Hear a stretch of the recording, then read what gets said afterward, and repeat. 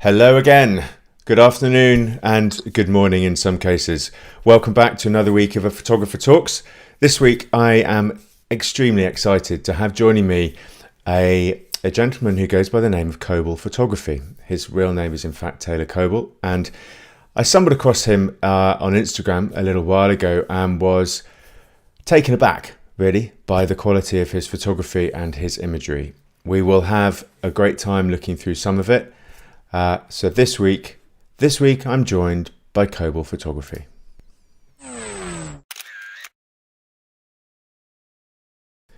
That's right. In his own words, this is what Taylor has to say about himself. I don't think of myself as a photographer per se, but rather a practicing artist that uses a camera as a tool to document ordinary life, sometimes extraordinary life, in urban environments. The camera is a means to an end, but the end is what matters. The final product, of course, is the photograph. And for me, the merit of the photograph is measured by the emotion and reaction of the viewer. 5 years ago, I picked up a camera and it has since become an extension of my body.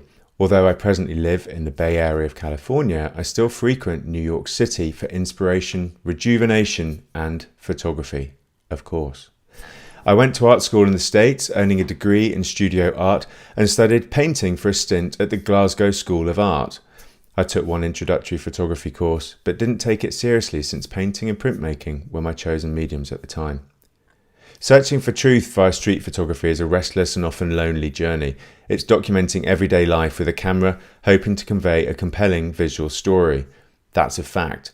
But it's important to remember that a fact is not necessarily a truth. I think the truth lies somewhere in the perception and experience of the individual viewer. Well, 19,000 plus followers on Instagram can't be wrong. So whether Taylor classifies himself as a photographer or not, he definitely deserves the moniker of being one. Please join me in welcoming Taylor Coble to your screens. Thank you for having me. Pleasure Thank to you be for here. joining. Thanks, Charlie.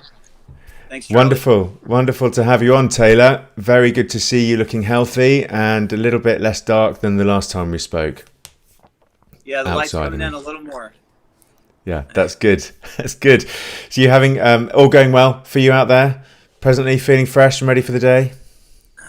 As much as to be expected. I've got my hot cup of Joe here, and I have my two little girls watching an educational show right now, so I have a moment or two to be with you and be able to sit quietly with my thoughts, which is a rarity these days. So Yes. I welcome it warmly. I appreciate it. That's marvelous. How old are your girls? 5 and 7, two little Okay. girls, and some of the audience members, if they follow me on Instagram, may recognize them because they're often the subjects of some of my photographs, staged Yes. and unstaged, and they're full of ideas. They direct me. They tell me what to do. I'm not the Amazing. director behind the camera when I'm in their presence. I can tell you that much. That's great. So They've we're always clearly... learning, all of us, no matter what our ages, no matter what our environments. Yes, that is indeed very true. Well, they've clearly learnt some creativity from their father, haven't they? You would think.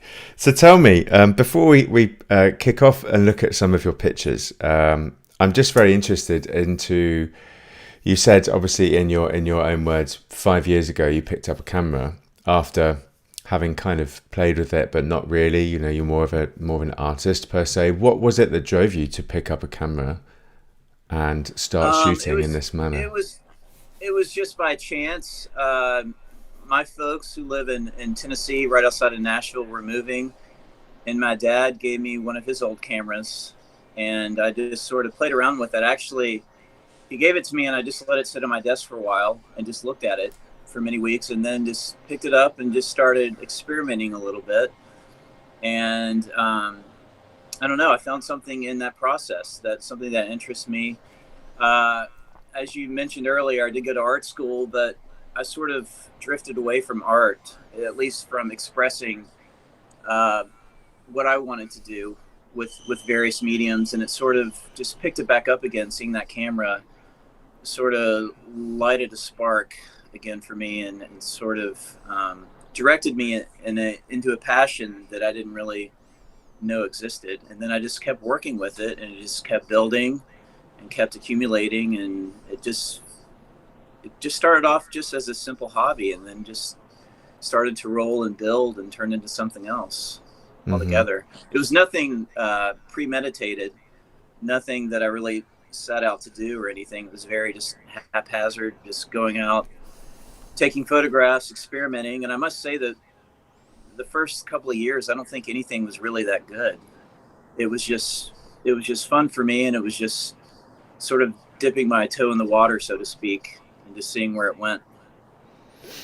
So, so did you start off shooting in black and white? Is that something that you then came No, to? well, I would just shoot naturally, so it'd be in color because I didn't put it on any settings. Okay. I would just shoot raw, but I always liked black and white photography. The photography that I would see in college, in my classes, even though photography wasn't my chosen medium, I only took one introductory photography class. But the photos I saw, the ones that captivated me, were in black and white, and so I think, um, at least subconsciously, I was just trying to emulate that. I think I was sort of absorbing all these things that I saw in the past that inspired me, and was trying to project it into my own work. And later I started purposely using black and white because a lot of people just started commenting on it. Wow, your photos in black and white are really extraordinary, or you should pursue this. And I was like, okay, I'll give this a try. But nothing, as I say, nothing was ever set in stone. I just kind Mm. of piddled around and just followed my nose and just experimented. And I'm still really in that stage now. It's just a continuation of just of following my passion, of just capturing moments in life. But again, I don't really think of myself as a photographer per se. That's not really what I am. I use art. I use the camera to express myself, to capture something. But I'm not a photographer, particularly in the traditional sense. Like if somebody wanted me to do, and I've had people do this, they've asked me to do portraits, of their children, family portraits, portraits for Christmas. I've shot a couple of weddings, and it's not really my bag. I don't think it was particularly good because I think a lot of people want more of the conventional portraiture, uh, the traditional photo album that you might see on Snapfish or something like that. That's Yeah, really not my angle. that's And I not, tried doing that, and it didn't work. It just you got to get somebody else for that. If you want something off kilter, something a little bit different, something a little more, shall we say, esoteric, then maybe I'm a good direction to look in. yeah. But if you want the classic hallmark look of a family photo, you best look elsewhere. That's Absolutely. all I No, gotta what? say.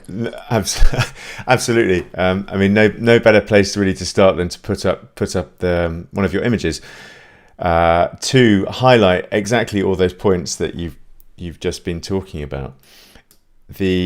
The one I'm popping on screen, obviously you could see it now, is the elderly lady having a cup of tea with the girl looking through the glass. I mean, this. I think the first thing I'd say with a lot of your imagery is that it looks as though it was shot a long time ago. It's imagery that you've shot modern day, clearly, in the last few years, but this could have been something way back, the 30s almost. They have. I'm interested to hear what sort of influences you may mention, but there's elements of so many kind of classic street photographers in there. Um, what made you kind of pick the camera up and kind of capture this little moment? Did you sort of see the Um, captivating eyes of the girl, or what was it? it was a lot of things. For one thing, it was in Greenwich Village, which is one of my favorite neighborhoods in New York. And I was walking down, it's either Bleecker Street or McDougal Street, where there's just a lot of quaint coffee shops, old bookstores, Cafe What, where a lot of like my favorite musicians used to play there in the '60s, like Bob Dylan, Jimi Hendrix, Velvet Underground, all these groups that influenced me. I'll talk more about influences later. Um, as I say about influences, it's not so much photographers, but it's other mediums of art. Mm-hmm. But I digress. So anyway, I was in this cafe and I love going there. They have really good cappuccinos there. I go in there and with my moleskin and write ideas down, do some reading. And I just saw this elderly lady who just looked so elegant to me, just sitting down to have a cup of tea. And lo and behold, on the outside, there was this girl that emerged, just sort of peering in. And I took several of these within a span of about 10 seconds. I was trying to capture whatever I could. I think a lot of street photographers do this. You just go around and it's a numbers game. You go around and you take a lot of photographs, and you don't necessarily know what you're going for or what you're going to get. But it's just using the law of averages. If you keep taking a lot of photographs and putting yourself in an interesting situation, chances are you're going to come out with something. And that was one of these moments where just all the stars were aligned, everything worked perfectly. And for my photography, at least, it's not so much something I premeditated or skill or some type of insight. It was just serendipity in a lot of ways, Yes. just being at the right place at the right time and being there with a camera. And I guess having the ability to sense a good moment, or the just sort of the wit to go ahead and just out in public and go ahead and take the photograph. I guess really that's what I bring to the table more than some supersonic skill or some premeditated picture that some painter or somebody in another form of art might do. I'm not. I can't give myself that much credit. No, but I think you've I'm a nailed guy it with a quite. camera trying to capture something interesting. And I will say that personally, about 90% of the photographs I take are not interesting. That's the thing. I take a lot of photographs, and I just I'm good on the cutting room floor. I'm a good editor. Yes. I know what's Key. good. Yes, but in the moment when I'm taking all these photographs, I have no idea what's really going to be good But until later, much you later. clearly though, as you mentioned, I mean, you say you don't necessarily have the skills or the big fanfare, if you will, but you do have a sixth sense. Definitely, that seems to be kind of clear, and I think you almost have this gut feeling because if you're I think that's true. okay, you're in a situation, you have a feeling for something, and then suddenly there's the serendipity. You thought in the case of this image here, you've got this wonderful old lady, and that's what attracted you to it in the initial. And then suddenly there's this moment where could be the younger version of herself. Could be the painting on the wall, looking back at her sort of former years, or looking from the past into the future, whatever it may be. But that moment arrived, and bang, you captured it. I think that's the sort of feel that I get when I look at through a lot of your images. You've kind of almost been premeditated. It's almost like your mind's working ahead of you to pull the camera out at that time. That could be true, but if that's happening, it's not on a conscious level. It's somewhere way back in the back burner, subconsciously. I might be thinking of it, but I'm not aware of it in the moment, at least. Maybe you picked it up in some of those photography courses way back then. Who knows? Well, maybe you just have a natural Yeah, affinity. Maybe you just have a natural affinity to it. perhaps it's possible. I mean, I think putting yourself, as you rightly say, putting yourself in the situation and having the tools at your disposal are 50% of it. Really, it just having that ability to spot something and then action on it, is obviously the second part of it. But putting that into black and white, I think that's almost the next level, because it looks like a Bresson, it looks like an Erwitt type image. It's something that obviously the added element of Greenwich Village and the old plates in the background adds a certain element to it. but it's got a real air, and you can tell that there's a bit of a kind of almost like a gut reaction to your to the way you take these pictures. Yeah, I think so. Yeah, environment definitely inspires me, and it's so important to be in an area where you if you feel inspired as an artist, you're more likely to produce something great, in my opinion. Usually, that's not necessarily always the case. I guess if you're suffering and you're very melancholic, that also can produce great art, as we know. But if I don't know if there's some feeling or there's something you believe in or there's something strong tugging at you in one way or the other, I think it's to the advantage of the artist in some shape or Yes. form. Yeah, indeed, indeed. So a theme that definitely seems to develop through your work is the ability to use glass or reflections, that sort of depth, double depth vision, almost like the shot I've put up on screen now. You've got a lot Yeah, of this one here. Yeah, this one here is a double exposure. double. Okay, is there a lot of your images That's that you me. double No, actually, I expose? can move my car and give you a spot. Oh no, that's okay. It's not worried. I don't even drive it like once a week. Oh yeah, no worries, no worries. Yeah. I'm doing this interview right here, so I gotta. Okay.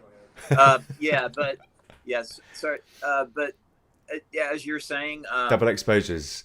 I yeah, wondered, I mean, there's a lot of your work that uses, looks like you look through glass and capture uh, kind of a second vision. So, like you've got the reflection in the glass, but you're focusing through it, or is a lot of your work double exposure? no, I would only say about maybe 20% tops is double exposure of my Okay. work. I find double exposure to be very difficult. I love the idea of it. I love when I get something out of it. It's so rewarding because I find it so challenging. But usually it's a mess. It's a bloody mess when you try to put things together. You might have something in your head. And I've done this where I'm thinking, I'm in the shower and I'm thinking of these 3 different photographs that I took, and I'm like, wow, wouldn't this be fantastic if I had some conglomeration of all these together? And then I go and do it, and it's just looks like a wreck. It just looks terrible. So, and then other times I'll take 2 photographs or 3 photographs that I don't think necessarily would work, and then they end up working brilliantly. Like this one. So it's just a game of experimentation, playing around with things, being patient, being open. And a lot of it, as I say, is just chance. It's just lucky accidents. Just trying things. It's just like a musician who goes into a studio and is working things out and tries this and tries that, and it becomes a happy accident. It's not like something you planned.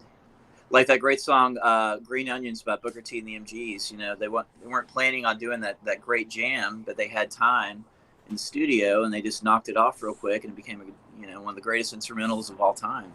Yeah. Not to put That's myself true. in the class of all these people I'm mentioning, but I talk about I these think things you already because have done. it's things because it's things that I know about, and it's mediums I know about, and it's things that we all know, so we can all relate to it. I'm not by any means coupling myself with these great musicians and artists and painters and photographers, but they do inspire me, I will say. Would you have any? Well, talking about influences, who does inspire you, or who does influence you? Kind of across the spectrum of different art and mediums. It's usually musicians. It's usually art. When I say art, I mean painters Yeah. and music. Not so much photographers. You would think it'd be photographers since that's my chosen medium. But I only studied. I took that one introductory course, which I said. So I never really studied photography that well. Hmm. I'm not that familiar with when people drop names of classic photographers. Some of them I haven't even heard of, or I've heard the name, but I couldn't really tell you about their work. I'm not that familiar with it. But it's That's more kind of musicians. refreshing, though.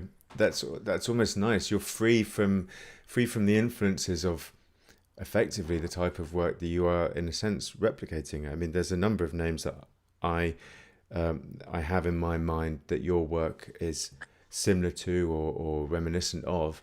But if you don't have those, then obviously your influence is you're not going to be influenced by them. You're not going to try to replicate their work, which is, I think, quite different to an average photographer in your position who's shooting your type of work, they probably know all of those, really.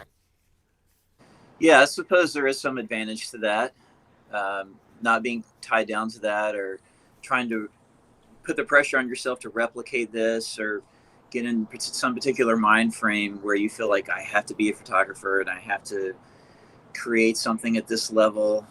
I'm not really concerned with that. I'm just concerned with finding something that's inspiring and interesting, that I find interesting, and hopefully somebody else will. And so far that's worked out pretty good. Yeah, More or yeah. less. So far, well, definitely, I think your Instagram following says something about that. But who would you cite then as your influence, or some influences at least, from a painting perspective? Well, when I was 10 years old, my dad took me to this art exhibition in Nashville. This artist who was from Nashville and now lives in New York City, his name was Red Grooms, and he was an artist that used all sorts of mediums, and he practiced various styles, installations, paintings, these giant installations that you could actually walk through. And one of them was called New York Subway Riders, and you were basically walking through like a New York subway, and people were on the subway, and all these people were constructed with various materials, and they were lit up. There was graffiti everywhere. There was music playing, and wow. I was 10 years old, and for that impressionable mind, it blew me away. And to this day, it still inspires me. And I think that was the first thing that really sparked my interest in art. And then there's other painters, Basquiat from the 1980s. Okay. Who was a bright light that burned out quickly. Unfortunately, he continues to inspire me. And then people even like David Bowie, somebody who works in just a lot of different mediums and just uses mediums to express himself. I remember like some interview I was watching about him years ago where he didn't necessarily think of himself just as a musician. He was just saying, like, I use music to express myself, but I also use fashion, I use paintings, I use all sorts of things just to inspire me. And that's kind of what I take out of life just from people who create. I just look at other things. I listen to music. I listen to Miles Davis. And if I'm listening to an great album like Kind of Blue, and it gets me in a certain mood, I find myself, especially if I'm listening to that while I'm looking through my photographs, or I'm embarking on a photo journey or working on a project, I'm like trying to emulate the sound that I hear, that feeling, into my photograph. And I try to even listen to a particular song while I'm doing that photograph, or like if I'm doing a double exposure and I'm trying to create a new image, listening to some avant-garde jazz, listening to Sun Ra at the moment. It puts me in this particular place, and I'm trying to channel that sound or that feeling into my photography. And nobody else would know what I'm trying to do, but I think for me, it makes the project more interesting, because it gives me an angle, it gives me something to believe in, and it puts me in a certain place where I'm able to create something that I wouldn't in some other situation. And so that's what I often do. So that's your sort of standard, so to speak, working practice that you. Yeah, Do you stumble upon this music? I mean, Miles Davis, maybe not, but other bands and artists. Do you just sort of search around? Oh yeah, I spend countless hours researching, listening to music. That was really my first passion ever since I was a little kid. Was music. I grew up on an R&B. My dad played old R&B records, and then in the early mid '80s, I really got into hip hop. That was my big thing, and that also interests me in like New York and the South Bronx. I was interested in hip hop culture. I loved graffiti. I loved breakdancing. I was into the DJs, into scratching the records. I toured my dad's record collection. I ruined a couple of his stereos in the process, but it was a passion. But then I later got into all kinds of music. you know, it runs a gamut of anything from R&B to jazz to rock to folk, punk, funk, all music. And I also am a practicing musician, although I'm definitely not a good musician, but it inspires me and I'm able to channel something out of it into my photography. So as I say, I just use photography to try to express what I'm feeling about life through other things that I see on a daily basis or experience on a daily basis. And would you It's not say so much that it's not so much that I love photography. It's actually, I like photography, but it's really not, it's a medium, my go-to. It's not my go-to.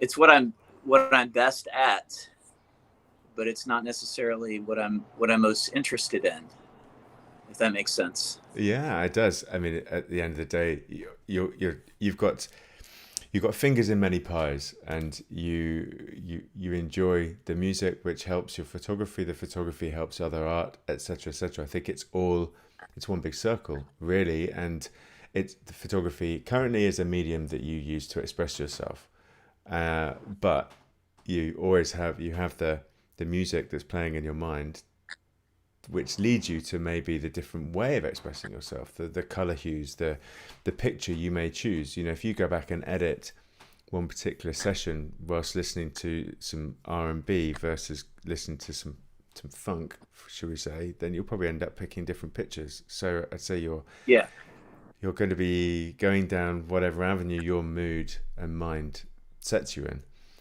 Have you thought about kind of when you're looking at your pictures and posting them, putting the type of music that you've been listening to while you've been editing in the sort of description, or making a note of it? So if you know the next image, let's say we'll put up of the yawning Starbucks drinker.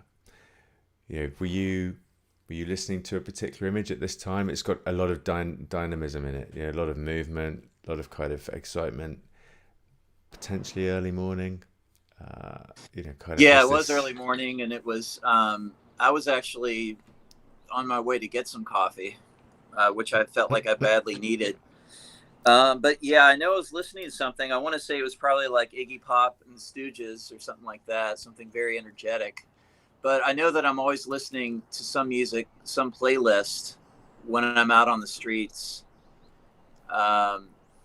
practicing street photography, but because it helps me. It gives me an added boost. It gives me an added sort of shield as well, where I'm not as guarded, because I'm actually a bit of an introvert, and I'm kind of a quiet and shy person. And so I actually don't like being seen or being in the spotlight, but I realize I have to be to get the photos I want. So in order to sort of break through that barrier, it helps me to just blast some really good music. I put on these playlists that I make before I go out each day, like sort of a mood that I want to try to get into, and it sort of sets the tone for the day. It gives me this bravery under adversity that I need. I think that helps me get through. Well, it shields out the noise outside and separates you from the world. I think it's a good trick. You know, you're hiding behind your playlist, your music, and you're hiding behind the lens of your camera. So for someone, if you're self-declared introvertedness, that's always going to help, because this image, for example, of the Starbucks, you know, your close proximity, and while she's probably half asleep, desperate like you to drink that coffee, she's probably not paying that much attention, but you can see that the girl behind her is looking directly at you. Yeah. So, you know, there's an element, obviously, of you keeping yourself separated, I think, from what you're shooting. But what do you shoot with? What camera are you using? Is it a small? Yeah, you know, and that's another. I'm glad you brought that up. Equipment. A lot of people ask me that, and I give responses that most people probably don't want to hear. It's like I iPhone. don't really care about equipment or cameras. I mean, a lot of these photos, it's not sexy to say, but are actually just on my iPhone because it might be all that I have at the moment. I wasn't armed and ready with a camera. I used a Fuji film camera, which is, I guess, my best camera, so to speak. But those are really the only two cameras that I use. I haven't really experimented with cameras. I know nothing about equipment, and especially with flashes. I use all natural light, so I've never used a flash. I've only been in a dark room a couple of times when I took that introductory course, so I'm not really well versed in photography. So, and they asked me like, what was the f-stop on that? What was the shutter speed? I have no idea when I take these. I mean, when it's on just, my phone, on my smartphone, it's just, you snap the photo. Of course. And then later I'll go in and try to work my magic. As I say, I think I'm a really good editor, but I'm not really a great photographer, and I don't know a lot about cameras or equipment. But you don't And need to really. I'm sure a lot of people and fellow photographers might think of this as blasphemy, but it's just the way it is for me. But I think for me, somehow that serves me well, kind of in the same line of thinking that I don't know a lot about photographers. Absolutely. Either. Yes. I sort of just have this, I don't know, this belief somehow that if I'm not in the know of something that I'm actually in, maybe that could actually be to my advantage in some perverse way that I can't even fully define. But it's just the feeling I have. It's not, I don't know. It's not something that I try to think about too clearly or try to overthink it, because I feel like it'll jinx me somehow or be to my disadvantage. If I try to know too much about what I'm doing, I might overthink and become self-conscious about it. And I think it could actually dampen the creative process. Yeah, the Coble creativity. I mean, I think I agree. I think at some point that might overtake if you continue shooting in the way that you are, and having the success, shall we say, with the shots that you take. Then at some point that might switch. You might start to become more knowledgeable about photography. You might start to choose a better camera. But really, there's a big famous phrase: the best camera is the one that you have with you, and regardless of whether that's an iPhone or something bigger. But for the very nature of street photography, all street photographers talk about having the smaller camera, the small inconspicuous camera, something that's quick to hand and quick to shoot with. And I think, especially iPhones nowadays, the quality that they supply is astonishing. It's never quite the same as from a real camera, but it captures the moment. And that's exactly what street photography is all about. And that's exactly what your photography is all about. So, at some point you might upgrade your camera, but I wouldn't be too concerned about that. Yeah, I'm definitely not losing sleep over that right now, at least. We'll see how it goes. Yeah, exactly. I mean, if you had something bigger and more burly, then the lady holding the Starbucks mug probably wouldn't have given you the time of day and probably got very angry and told you to delete it. So, there's a certain level of invisibility that you need to retain whilst taking your shots. So I think so. Another shot to put up is the Parisi Bakery. This is quite fantastically beautiful. I feel the sharpness of the lady's fur, the gentle smile of the guy in the background. Is this again in Greenwich Village? And what were you listening to? I can't recall if this is in Greenwich Village or the West Village, but it's somewhere in that general area. And I think that for that one, I was listening to jazz. I want to say Thelonious Monk. I was listening to a lot of Charlie Parker, Thelonious Monk, Dizzy Gillespie, the beboppers, and I was just trying to channel that sound and that feeling of the 40s, of the late 40s, early 50s. And I think in a way I was able to capture it in this photo. It has a little bit of that feeling, even though this It does. photo looks like it may be a little later than the 50s, more like maybe the early 60s or mid 60s. But nonetheless, I was trying to channel that feeling because I just love those sounds. I love the feeling. I haven't mentioned this, but I am into film. Um, and I think I was trying to capture something that I saw in the film. Probably French New Wave was a big influence on me, I have to say. When I saw Jean-Luc Godard's Breathless, that film of 1959, that one really floored me. That film, and then of course I had to see all of his other films, and Francois Truffaut too. Those two filmmakers really inspired me. And I think for a while there, I was really just trying to channel that and try to bring that feeling into a still image, almost like I was trying to capture a film still from Godard in some way. It was like an indirect tribute, I think, in a way. And listening, as I say, listening to Thelonious Monk or the trumpet of Dizzy, just really honed it in for me, and I was feeling it, and I was trying to project that for the audience in some way. I feel like you definitely nailed it. I mean, the picture. I mean, much like I've said already, obviously a lot of these pictures transport you to a completely different time, but you definitely have nailed that. I mean, obviously their clothing, the sort of the thick knits, the sort of the flat cap that the guy's wearing, obviously help. Maybe his takeaway coffee don't particularly, but you know Yeah, the idea yeah, and that's a spoiler a little bit. Yeah. it is, Now you yeah. know Well, you're not actually in that era. yes, Yeah, that's this is very true. true.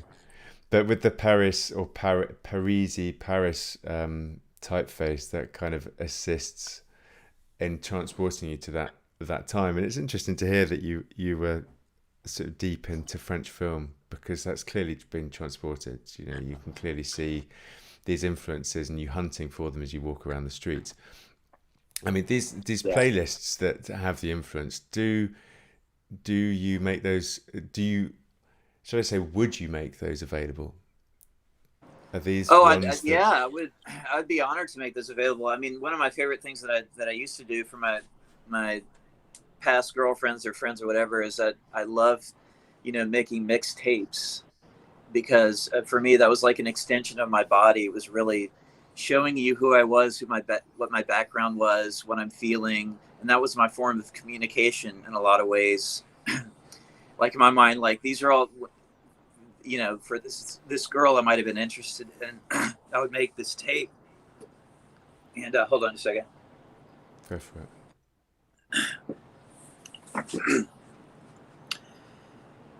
And it was like Got the a frog. way. Get rid of the frog. I'll talk while you get rid of the frog. I understand the mixtape actually. It's funny to hear you say that, because I used to do the same thing 20 plus years ago, and it was absolutely Yeah, that. It was absolutely the way to transport your mood and pass on the way you are to your friends. And I still have some of those mixtapes from friends of mine from 20 plus yeah, years ago. yeah. They're so important. I mean, for me, it was like just a way of like offering these subliminal messages through the music of how I felt. Yeah, Because often I'd be too shy to say how I really felt, so I could hide behind these songs. I could hide behind the music. I think I do that to a degree with photography too, because as I said earlier, I kind of am a shy person, and I feel so much more comfortable if I'm able to hide behind something, and by using art as a form of expression rather than just going out deadpan in your face, verbally telling someone how I feel. It gave me a sense of security to hide behind the shield yeah, of yeah. art, and I think a lot of like creative people probably feel that way. Yes, yes, very true. But I think what's interesting, say, for the next shot is, although you've talked about feeling sort of insecure, you've talked about hiding behind the camera, we've talked about hiding behind the music, and being introverted. The picture that you chose to shoot of lots of ladies' bras kind of Yeah. removes all of that. It almost says, hey, I'm over that now. I'm confident enough to stand here and photograph, the window and the astounding lady whose eyes are so piercing. It's untrue. Obviously, the way they align with the brassiere next to her, it's almost like she's been put there. Was she put there by you? She was in the store, and I knew her, and so Ooh. I wanted to capture something from the outside, something that I couldn't orchestrate. So it was more of a waiting game and experimentation game, and just trial and error, and a lot of error before I was able to find success. And that was that's not always the case, but sometimes you're able to think of something beforehand, or set something up, or have a backdrop of something that you want. In street photography, like, I'm not a purist in any sense of the form. I'm sure there's some purist out there who thinks that street photography has to be 100% spontaneous all the time. I don't think that's necessarily the case. Often it is the case, but if you have an idea, or you have something that you think could add to the photograph, and you have the means by which to do it, why not go for it? And in that case, I did. And in that case, it worked. It often doesn't work, but that was one that was, I think, a little more successful. And is that quite a recent image? No, it was about a couple of years ago. Okay. It was a couple of years ago in New York City. Yeah. So there you go. So you're starting to step out of your comfort zone slightly by sending people in and photographing things that maybe you necessarily wouldn't. If it's somebody I'm comfortable with. But as I say, I don't know if this is true for other creative people.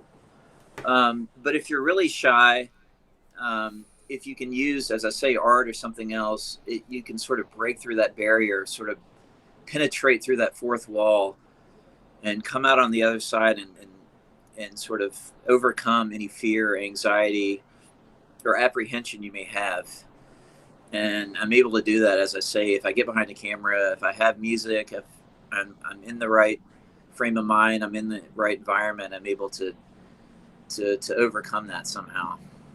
Yeah. But it's a process, and it's not always successful. It's an ongoing process. And it's something I struggle with daily, but it's also rewarding too. You have to suffer, though. Yes, quite. Well, you suffer for your art. It's a well-known phrase, isn't it? I mean, how often do you go out and shoot then? I tend to do it in fits and spurts. Like I'll be in California for several weeks, and then I'll go to New York and spend several days in a row just walking the streets. Literally, I've been up for a couple of days at a time, just walking like a zombie with a camera. Best place. And I think there's also something about that, to where you're so fatigued and you're so tired, you're almost like hallucinating. You're sort of in a trance, and you're in this different universe. It makes you view the world differently, and therefore it makes you take photographs and look at things differently. And I may not even recollect what I did until a few days later when I'm looking at it. I'm like, wow, that's interesting. I think because of that state that I was in, it gave me another angle that I wouldn't have had if I was just under normal circumstances. Yeah. And I guess for some, it's like taking drugs, to be in a different mind frame or a different state of mind. I'm not a drug user, so I don't go that route, but I will tax my mind and body just through sheer exhaustion, or put myself in situations that are exhilarating or uncomfortable, to sort of alter my state of mind, my state of being, for that window to try to capture something. And often that can be to one's advantage, I think. Indeed, yeah. Well, there's I forget the name, but the French artist who Drank plenty of the hallucinogenic alcoholic drink. French artist. Yes, a famous French artist who drank this green cocktail. Absinthe. Absinthe, Yeah, of I think it was course. called Yeah. Absinthe. Yeah, I'm not sure which painter it would have been, but yeah, I can. We'll have to look it up for the record. But I remember reading about one that used to drink that and then go off and frantically paint because it put him in a separate, entirely different state of mind. And Yeah, it's interesting to hear that you do that because that is actually obviously a well-known way of doing it, but it kind of explains kind of how you work and why your images are the way they are, some of them. And it's interesting yeah, you go in sort of bursts and nail it, come back with thousands, no doubt, of pictures. And the fact that you don't remember what any of them were is even more fabulous, I think, until you look through it. yeah, and that's not necessarily true of all of them, but for a lot of them, when I look back through this, it's like wow, it's like looking at the work of somebody else. It's like wow, I was in that. I took that. I was in that situation, Out of and body it's experience. it's yeah, it's quite exhilarating to do it that way. And the other part that I love, as I aforementioned, is just the cutting room floor, going through photographs, editing them. And I've had people ask me that about cropping and editing and working. I'm definitely not a purist. I feel like any artist has liberty to meddle about with whatever they created. It's Of their course. creation. I don't propose that I'm some purist photographer where I snap the shot and that's it. No, I'll take any liberty that I see fit. I mean, it's all my work, but if I feel like this photo could stand to be cropped, I won't hesitate to do that. Yeah. And Yeah. I do Oh, that freely all the time. much the same way that you like to use double exposures. That's another way of doing Yeah. it. I mean, as I was looking through some of your pictures, I can see different crops. Indeed, the last shot was a non-normal crop, and it's what makes the image strongest and best for you. So I you think so. can kind of see that. Another example is the square 1-1 that I've popped up on screen now. I mean, here you clearly see you sort of added very what might be called sort of damaging effects, kind of light spots and a wash and so on. You've taken it to 1-1. This looks, obviously the cars in the background give it away, but again, it looks super old. Well, actually, it's interesting. That was your interpretation. That's actually a photograph that was entirely untreated. That is the actual photograph. It's raining, No, isn't it? it's just the raw photograph.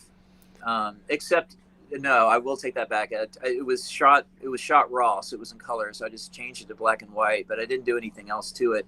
And that was actually shot on my iPhone. I was staying at this little hotel in the West Village called the Jane, which is I often will stay there just because I like it. It's like you stay in this little matchbox, and the way the decor of it's something like out of a Wes Anderson movie or something. And I was Brilliant. just coming out of my room, and I was a little groggy, and I saw what I thought was this beautiful lady just walking down this quaint street.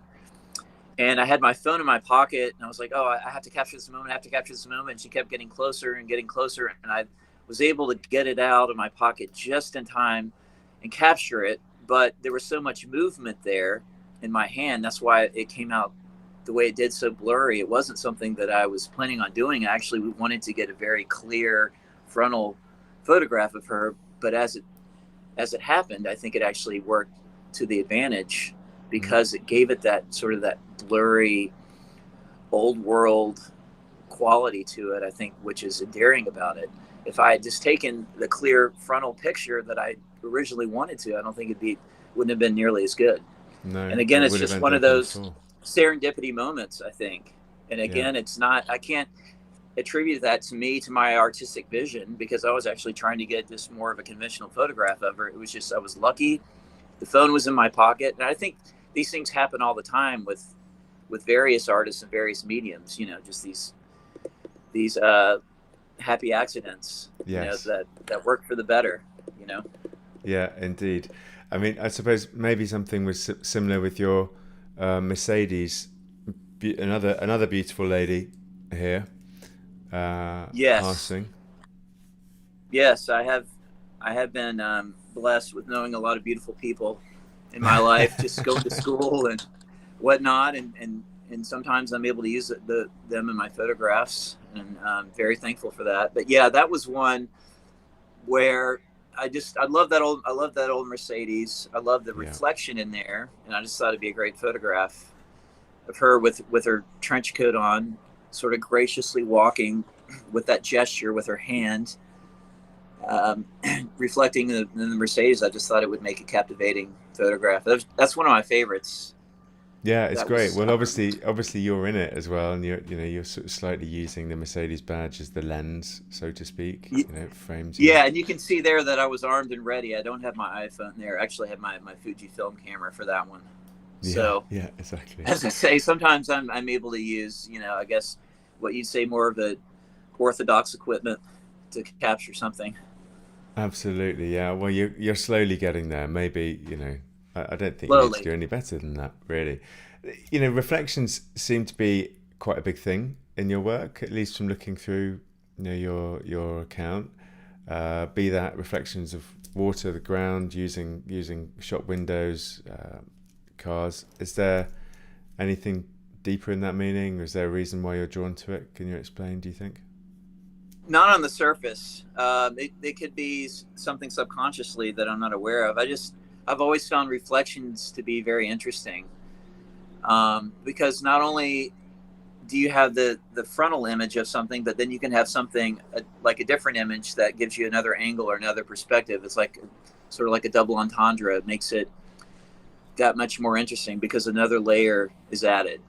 There's another dimension there to look at, to Yeah. contemplate, to contend with, and I think it just gives it a little more oomph, something, an added element, I guess, to make it better. Add an element of intrigue. Maybe it sort of foxes your brain. I think there's I think so. quite a lot. I look at a lot of your imagery where you're looking through the glass and you're not sure if you're seeing what's the other side of the glass or what's behind you reflected in the glass. Um, it's almost like maybe that's the message that's going on in your mind, especially if you know that you've been up for 42 hours and you know, you're. Yeah, and I think it's sort of metaphorical too. It's like a reflection. It's a reflection of life in a way, because as you say, you're questioning. You don't really know what it is. Is it something that's reflecting, or is it a double exposure? Is it something you look at? And it's kind of like with life, you have all these questions, and we try to answer them as we go through our life because it's so difficult. And a lot of us use art as an outlet to, if maybe not explain life, but at least to cope with life. And I think that's what it is for me. It's a means for inspiration, a coping mechanism. And with my art, I don't think it's something that I sit down. It's not that conceptual. It's more visceral than intellectual. I don't sit down and really try to come up with this grandiose plan of an answer, or this great artistic statement. It's instinct. I just work on instinct, and I work in the moment, and that's why I like street photography, because it's in the moment, and I'm listening to music in the moment. I have that feeling, and I'm riding this wave of passion or emotion or environment, and just trying to get something out of it, trying to document something. And I mean, that's one of the great things about photography is it's a moment in time, frozen forever. It's there, it's documented, you can revisit it. A different set of eyes can have a different interpretation of it. And if it means something to that person, that's great. There's not one meaning that can be applied to it. It's just like lyrics of a song. Like somebody asked, like Bob Dylan, about the meaning of the lyrics of his songs, and he's like, I have no idea what that means. You tell me what it means. I was just channeling it. I was just writing it. Whatever it means to you, that's what it's about for you. And that's what matters. There's no grand meaning. There's no holy grail. There's some magical message there. It's out there for anybody to interpret. And often I think somebody who didn't create the work might have a better explanation as to what it means than the actual person who did it, who created it. Yeah, I suppose that's very, very true. Or at least they have an explanation. It might not necessarily be the right one. And as photography is subjective, it could be different to the next person and the next person and the next person. Yes, Tell me, for sure. do you have a particular image that stands out, or a particular occasion that's sort of the most favorite time you took a shot? Probably one that we discussed earlier, the cafe in Greenwich Village of the elderly lady. Oh no, sorry, not this one, the earlier one. Yeah, the one earlier. Yeah, that one. Just because it was just so easy for me. It all aligned perfectly, and I didn't really have to do much to it. It was so effortless, and it was there for me to take it. It like presented itself. It screamed. It beckoned to be captured, and I just happened to be the person there with the camera to do it. Yeah. It was a moment in time that needed to be captured by someone, and fortunately, I was the lucky one who was there to capture it that day. So for me, those are the moments I live for as a street photographer. Well, I think you definitely nailed it. That's it. It's really interesting to hear your working process, the way you think, what you've done, what you use, and I look forward really to seeing how this all develops, what the next 5 years of Taylor produces. It's you've got a phenomenal kind of set of images that are just so transport you completely to moments, and to know that you've done them off the cuff, or you've done them in a state of self-induced, shall we say, exhaustion. It adds such another different level, to the person behind the Instagram profile photo, shall we say. So, are you planning on going out and shooting today? Probably not today. No, it's I'm with my girls today, and I'm embarking on homeschooling them right now in light of our pandemic.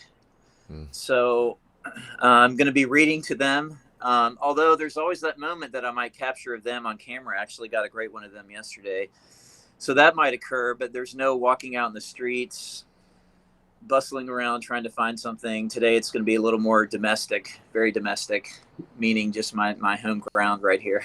So we'll see what happens, but it's going to be more just hanging out with my girls and teaching them, and let them teach me. As I say, I learn a lot from them every day. So. Yeah, exactly. Don't we all? All right. Well, look, I have one question. Last thing I just thought I'd run past you. I've asked this of quite a lot of my guests.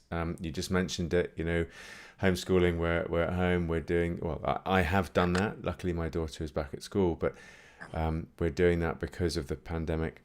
Has it affected the way you do things at all, or has it improved the way you do things at all? I don't think it's done either. That is to say, I don't think it's inspired me to go out and into the streets more and take photography and try to capture something. But being at home, I will say it has, I guess, made me look at things through the eyes of a child a little bit more. I guess a couple of my photographs that I've taken lately have been sort of more storybook childlike stuff. Like we're reading Wind in the Willows right now, and I guess it's made me a little more playful, a little more organic, maybe a little more pastoral, I guess, a little less urban, I guess you could say. For a lot of people, my photography, most of it is very urban. So I guess maybe I've gone a little more into nature. I mean, I love nature, but it's not really my brand. behind the camera, but I have actually gotten a couple of nature shots of late that I wouldn't have gotten in normal circumstance, I think. So I guess that has influenced it a little bit, changed it a little bit, but not drastically. It's more or less the same. Okay. Well, let's see what comes.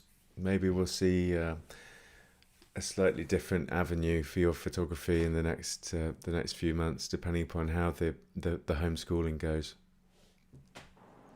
Well, it sounds good. It was a pleasure to be on here, Charlie. I appreciate it. Thanks very much for joining. Thanks very much for being part of it. Really enjoyed the conversation, and I very much look forward to seeing what comes out of your creative flow in the next, few years, shall we say. It shall be interesting. We'll see. I'm interested myself. Brilliant. Take care, Taylor. Thanks All right, you very too. much for Thanks joining. a lot, Charlie. And thanks to the audience too. Take care. Amazing to have Taylor there join us. Really very interesting to hear about how his process, how he works, his cameras, his tools, how he walks around the streets, and where he draws influence from. I endeavour to get hold of some of those playlists and make them available to everybody, as well as listening to them myself for clearly a little bit more inspiration. But as for now, thanks for joining. If you're interested in purchasing any prints like the one behind me on the wall over there, I never get this finger pointing right. That way. Then go head over to charliepinphoto.co.uk and see what you can find. Take care.